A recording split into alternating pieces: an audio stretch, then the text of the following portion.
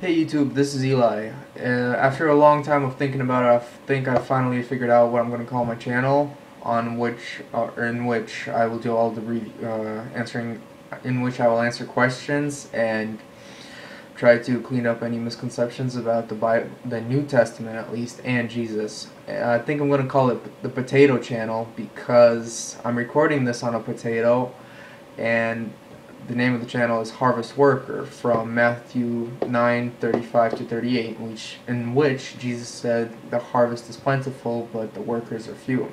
So I thought that was kind of clever, so I'm going to roll with it. Hopefully you guys will like it and not find it annoying. And I really hope that you can tolerate the potato quality for now, at least up until October or so, because that's when I'm planning on getting a bunch of new equipment for this, so that it would be slightly more tolerable or maybe even just acceptable. But I finally got some questions in and I wanted to answer them, so let's see how well I do. Okay, so the first question reads, why do people follow some parts of the Bible but not all? This is a great question because it's important, right? Because you have this book that tells Christians how to be Christian, and then half of the people don't do like more than most of it, which is a lot. So, my answer is to this is when Jesus came, he basically overruled all of the Old Testament because he came to change the way people get into heaven, as far as I understand. So to back this up, as I promised, I will always try to back up my opinion with the actual Bible. The first part is Mark 10:17 through 22 shows that Jesus pretty much, well, he came to overrule the Old Testament and to fulfill all the prophecies from it as the Messiah. So in the verse that I just said, Mark 10:17-22, he tells the young lad who came and asked him how to get into the kingdom of heaven to just keep the Ten Commandments and to get rid of his riches. Also, there was Hebrews 7:18 through 19 and Galatians 3:23 through 25, in which states that Jesus came to cancel or to overrule the old laws because everyone fell short of it. So people are now saved by the grace, by how awesome and forgiving Jesus is. Second question was, if the church was to carry on into the centuries as a perpetual international organization, why was there absolutely no provisions for a global church government or association of churches? And that's not true. When Jesus died, came back, and then left again, he sent out his apostles to go make more apostles, and they were to teach Jesus's teachings, and then those people were to go and teach the teachings again. So it was like a circle, like a repeating circle. So there was leadership. Third question was, if you claim that Jesus is the head, Jesus is the head of the global organization, how do you account for the dismal state of unity, maturity, and growth? This is very simple. I can explain this because people are reading the Bible, but they're not fully paying attention to everything in it.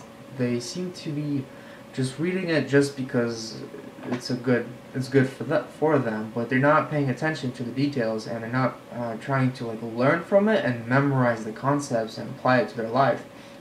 So it's just like when you read something and then you kind of space out and then you have to reread the entire page. That's what they're doing.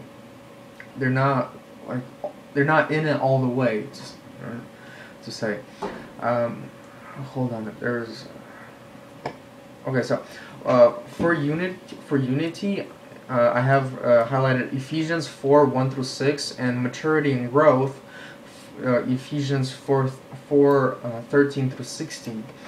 So if people were to read the gospel books, they would learn about Jesus, who he was in his teachings, and how to be a good Christian. But then if they were to also read the books after it, except for the Revelations. They would see how people mess up, how the churches messed up, and how other disciples messed up, and how to get better, like how to grow and become a better Christian, not just be stagnant at one level of Christianity, but to constantly keep getting better and better and more Jesus-like, hopefully. Next one. If God himself decreed that these particular books should be put together and saved forever, where is that decree recorded, and to whom was it made? I'm assuming that the question is about the books of the Bible, and there's no actual decree as far as I know. But after digging around for a few hours on YouTube and internet and Wikipedia and all of these places where people gather information, I came to a conclusion that the people who put it together were the Catholic Council during Constantine's rule, so a long time ago. And I'm assuming that the reason they put these particular books in was because they were the most important or the most applicable to daily lives of people. However, there are other Gospels. I've personally read the Gospel of Judas, not the whole way, because it was, at the time I was reading it was still being restored. And then there's also the Gospel of Mary Magdalene. And then there's also many other Gospels about Jesus, because Jesus taught many people. So there are other Gospels, but these were just the most applicable. Next one is, why is there no document in the Bible that specifically addresses generations after the 1st century AD? Not true. The entire book of Revelations talks about the end times of the actual end.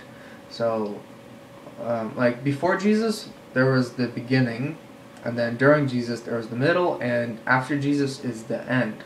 So, like 50 and 100 AD was the beginning of the end, but the book of Revelations is about the end of the end. So, when people are saying that the end is near, they've been saying that for like, I don't know, like a 200 or 300 years now, but they weren't comparing the book of Revelations to the time to their surroundings. So like the Revelation says that there are going to be tons of earthquakes and wars and stuff, which we have now, but we've had them for a while now, for a long time now too. But there's still, you have to think about that too, and a lot of prophecies in elsewhere. Like one that I really enjoy, or one prophecy that comes to my mind, is where Jerusalem will be restored, and then that will be the last generation. And back in 1945, I think, Israel was restored as an actual country. So, and then what that generation will be the last, and a generation being from like 60 to well, there's differences in generations. Like me and my sister are different generations because our age is different by 10 years. But since that will be the last generation to live, it'll probably be up to 100 years, just because of modern medicines and stuff. So probably the end will be no later than the 60s or 2060s. But the Bible says that nobody knows, not even the angels in heaven. So, don't quote me on this.